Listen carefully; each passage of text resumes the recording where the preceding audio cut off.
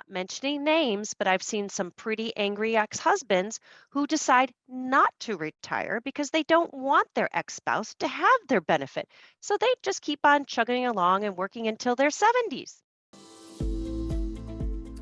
Thank you for being with us on this podcast made just for HR managers and company supervisors. Divorce Right, HR solutions for divorce in the workplace. I'm your host and founder of Divorce Right, Vicki Townsend, and today we are speaking with a very special guest, Stacy Francis of Francis Financial, on a very special topic, helping HR managers support their employees with financial related questions. So let me tell you about my friend Stacy and why I asked her to do this with us today.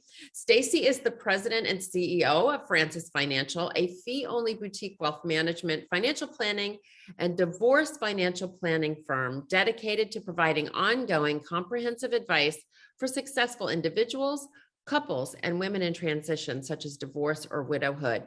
She is a certified financial planner, a certified divorce financial analyst, a certified estate and trust specialist with over 20 years of experience in the financial industry.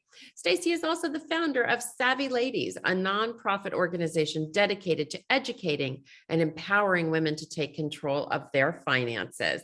She is also a nationally recognized financial expert, featured on CNBC's Digital Financial Advisor Council, the Forbes Financial Counselor, the Forbes Financial, let me do that one again. She is a nationally recognized financial expert featured on CNBC's Digital Financial, one more time. Let me say that out loud so I can get it out. Yeah, it's Digital a tongue Financial twister. Advisor Council. Okay, here we go.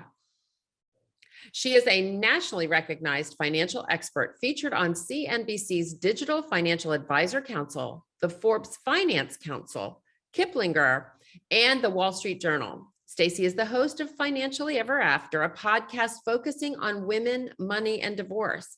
She is also the author of Financial Help for Widows, a complete resource guide, and the white paper Unveiling the Unspoken Truth, the financial challenges women face during and after divorce.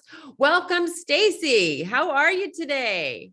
Thank you. I'm blushing. I wish my children had heard that because they. I'll tell them all of your. You tell them. I will. My kids don't believe a word I tell them about myself. It requires outside intervention, but I understand completely. This is such a great topic because HR, they're involved with all of these splitting Yes. of, all of these details. So let's start this. Let's dive in deep and say, what is the best method of dividing 401ks, defined benefit plans, and pensions, and anything else that's involved with that? Yeah, it's really important before you go in and start to, use a ninja sword to cut things in half or whatever that amount is to really understand which each of these accounts are. And so when it comes to 401ks, many individuals just assume, well, if they've been married their whole life, it's all marital money, meaning that it was earned and also invested during their marriage. Well, let's just split it in half. But here's where you can add a huge amount of value. More companies than any other time in history now offer two types of 401ks. 401ks that are those traditional 401ks where you get a tax benefit on the money that goes in, but then every dollar coming out is taxable. Actually, similar to ordinary income, you have state, local, federal, Social Security, and Medicare taxes that you need to pay when you take it out. The second type of 401k that's offered by more companies than we've ever seen, that is just such a great deal, is a Roth 401k. And this type of 401k, the tax implications are actually the opposite. There's no real tax benefit when employees put money in, but boy, do they get a benefit when they take it out. Because whatever those dollars grew to, they take it out, not only their contributions, but all the earnings come out tax-free. So this is where you can add a huge amount of value. Being able to help explain to the employee how their 401k is invested, what portion is in a traditional 401k that they're going to have to pay taxes on when they take the money out, and what portion might be in a Roth, because you need to make sure that each piece of those is addressed separately. Because otherwise, and I've seen this happen, it's split in half, and one spouse gets half of the 401k, and it happens to be the Roth, and the other spouse gets the other half of the 401k, and tends, and it's the traditional, the regular 401k. And even if they're worth each $100,000 after tax, the person who's taking that regular 401k, that only might be worth 70,000 after tax. A 30 a 30% difference. And I don't know about you, but that spells litigation to me, and that spells a lot of challenges as well. Sorry about that. I realized I was just muted. But yeah, that's so interesting and so true. And I think it's very important. That's why having somebody like you on the team is so important, because if you didn't miss it, you don't get it, right? Yeah, yeah, Right. That's the scary thing. And it's yeah, easy to think, there was also we had a conversation about real estate where they took the value of all of their properties, and some were rental properties, and they had the one marital home, and they looked at those as being the same, right? yeah, Except yeah, the home sucks in all of the money, and the rental properties produce income. And if you don't look at it that way, you you lose out financially. And I learned that from somebody just like you that really cares about what the future. It looks good on paper today, but that's not what it's going to look like. And I appreciate yeah, that. yeah. There's also something called a quadro. Can you Yes. tell us what that is, and who's responsible for completing the quadro? How does that work? Yeah. So Quadro is, one of those acronyms that gets thrown around a lot in the divorce. And really what it stands for is a Quadro is a qualified domestic relations order. So it's kind of like a GPS that tells you how to go from point A to point B. And they are must-haves if you're going to be splitting any assets subject to divorce that are ERISA based. And ERISA based assets are 401ks. Some of you might actually have defined benefit pensions, those old pensions, typically at larger companies that have been around 40, 50, 60 years. To be able to split those assets, that's what needs to be done. Now, there's good news. There's good news because typically it's not the HR professional that has to fill out the quadro. These are legal documents, and a lawyer actually is the person who, a quadro specialist that will be filling it out. That being said, though, the HR manager is going to have to review that quadro, review the directions, and make sure that the assets are split subject to all of the different terms that they say. Not so hard when you have a 401k that, let's say, is just a traditional 401k, and half of it gets transferred to her IRA, and let's say he's the employee and the other half stays there. But there can be a lot of challenges when you're talking about a defined benefit plan where instead of a lump sum of money, there might be a monthly payment that Mhm. is due to the employee once they reach full retirement age. And there are so many implications. Number one, if that is a monthly payment, is when is that going to be split? Is it when he actually retires and starts to receive that benefit? Or is it when he's eligible to receive that benefit?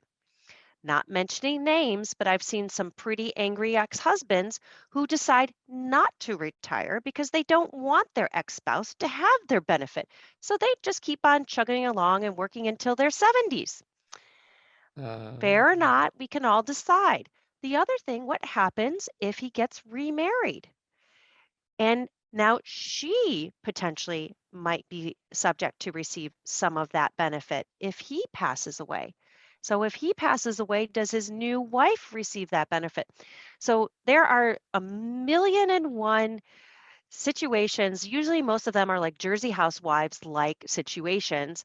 And the thing is, again, you're not responsible to to draft that quadro, but it is really helpful to have a conversation with the employee, just making sure that their professional has talked about some of these things that do happen. Many times people do pass away before they start to collect the pension. Many times people do get remarried happily. And so, knowing that, just making sure that in that document that those things are addressed. You don't have to do it, but you just want to make sure that employee is protected. And the one thing that we haven't talked about that more and more Americans have are those 401k loans. mm, We've had numerous situations where no one knew there was a 401k loan. And often when you look at the statements, the value of that account is the value before the 401k loan has been taken out. And so if they have a $50,000 loan, you'll see that it's worth $100,000, where if you get back to the ninth page of the actual account statement, you then see that actually, you know what, the real value is 50,000 because there's a current outstanding loan of $50,000 on that. That has obviously implications for how that is to be split. That has implications for how that quadro is used. So that's another wonderful thing you can do in addition to letting them know whether it's a Roth or a traditional on that 401k, making sure that there's no type of loan that is outstanding. And if you're an HR professional that is working particularly in a government, nonprofit, you often are using a retirement plan called TIA CREF. So TIA is one of the most well-known, but with TIA CREF, they have, instead of 401ks, they have what's called 403bs or TDAs. All the same rules apply. But this is a situation where some of those investments in that account actually have implications and can't be split. You have to, so the TIA traditional is one of them. And the ability to get out of that investment often takes 5 years to slowly pull your money out. oh, And so, again, if you're using TIA CREF, that's something to know. Sometimes, it's not often, but sometimes the investments in a 401k plan tie you up as well. And again, it's not your problem to make it happen, but adding value by letting that employee know, look, you've got a big portion in this TIA traditional, and it's going to take you 5 to 7 years, depending on the plan, to be able to get your money out.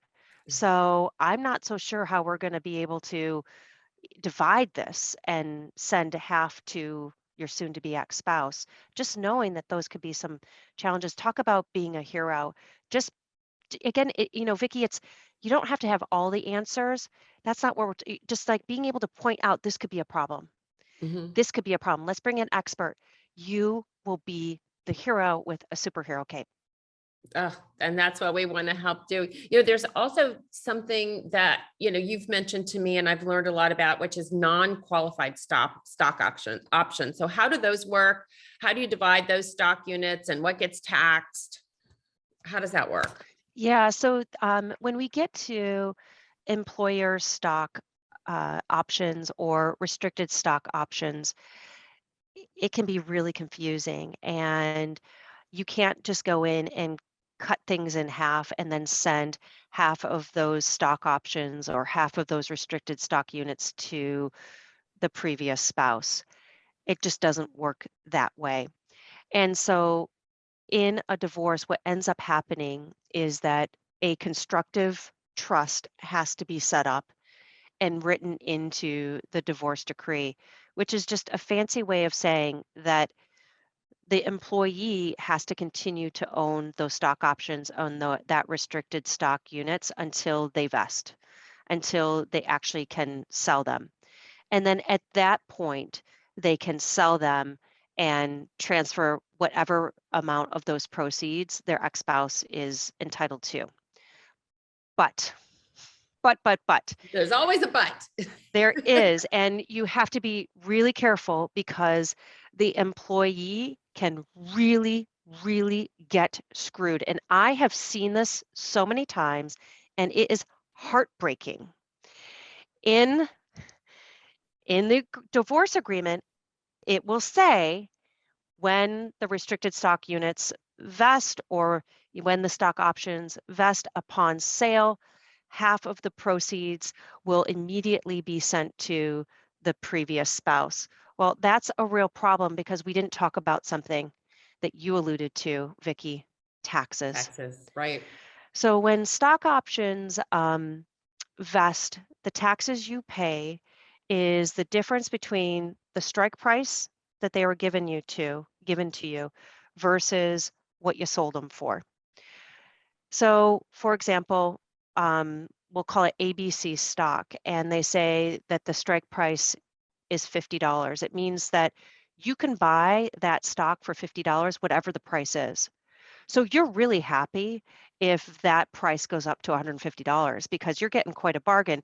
You're buying a $150 stock that you can sell literally tomorrow. You're only having to pay $50. Like, talk about coupon clipping. That's as great as you can possibly be. But you don't get that $100 of gain for free. You have to pay taxes on it, and you have to pay ordinary income taxes like it came to you in your paycheck, right? There's no free lunch. With restricted stock units, um, whatever that unit is given to you, let's say it's worth $100, when it vests, you now are given a stock worth $100, and you have to pay taxes on it. You have to pay ordinary income, again, like it came to you in your paycheck. And this is where the problem is because if you then sell that stock, you're not selling $100 worth of stock. You have to pay taxes. So you might only be selling $70 of stock versus the 100. You're walking away with $35 to you, potentially $35 to her. But in the agreement, if it said that she gets half, you're going to have to pay her half of 100, what the value was. So Ooh, she's getting 50. $50, right? She's getting $50, and And you're getting are having to 25. you're getting 25. You're having to pay all of the taxes and what's left over. And the number of fights, because of course this doesn't Oh, fly, right? Like, once this realizes, right. but then having to go back into litigation, having to hire lawyers, just from the beginning, letting that employee know when you exercise when you exercise the stock options, whatever that gain is from the strike price, that it's gone up, you're going to pay taxes. Let's make sure that the agreement says that you both share in Oh, those sharing taxes, yeah, right? exactly. Same thing Oh, with the restricted stock units. When they actually are wow. vested and you have to pay taxes, you have to pay ordinary income, that again, you're sharing in that. Um, it's really important and key. And there are things too that have happened. What happens if, while they have not vested yet, the employee dies or the employee becomes disabled? Every company has a different protocol on what happens to those unvested shares. And for some, you get them still 100% outright, but for others, you don't, and you lose it. So there are a lot of pieces, and the HR professionals will have this. It's deep, deep, deep in that manual that they have about stock options and restricted stock units. Again, not that you need to do anything about it, but just letting that employee know, of what happens due to a death, what happens to you in the event of a disability to these shares. Wow. Yeah. Wow. So, that was an interesting topic about the tax, sharing those taxes. It's so interesting. I learn something new every time I talk to you. And are there other tax implications that people that that you just really actually scared me, because I would never have thought of that on my own had I not had somebody like you. But are there other tax implications of divorce that we should be that can kind of sneak up on you like that? Yeah, we've talked a lot about retirement plans, and we've talked about employee stock and things like that. But I think that what's really, really difficult about divorce in general is that you have a balance sheet and you're looking at all the assets and you're trying to do something that's equitable, something that's quote unquote fair. And so you're saying, okay, you take this asset, it's 100,000, and you take that asset and it's 100,000.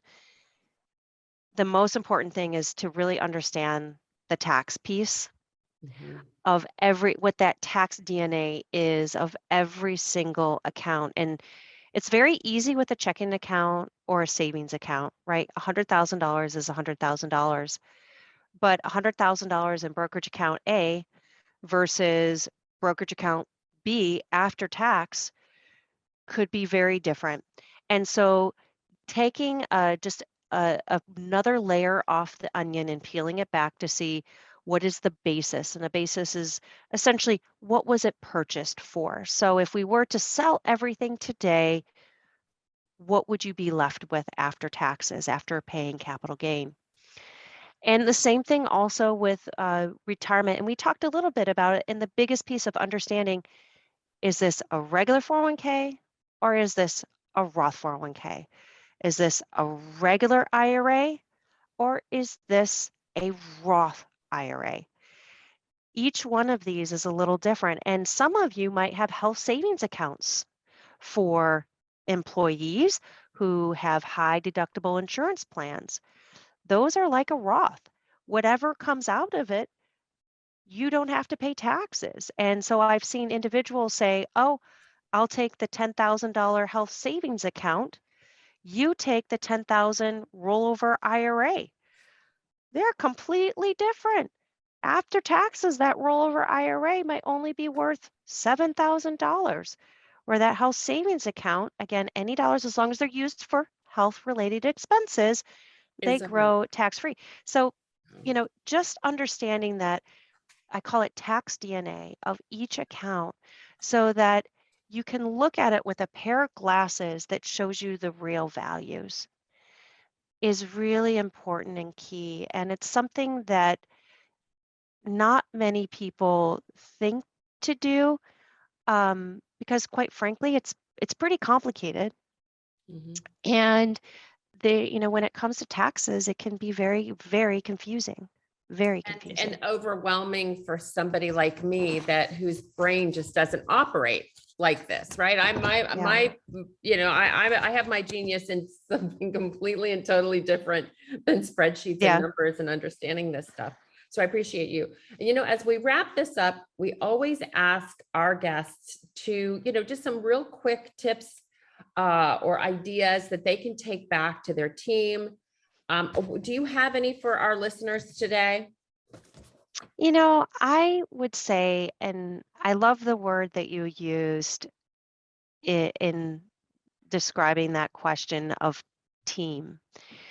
Um, I would love to end on knowing that you're not in this alone and that we each have our superpower in this role of supporting an employee going through divorce. And if you have questions, reaching out to a colleague there at your employer or reaching out to a divorce financial analyst. I mean, we love to talk about this stuff.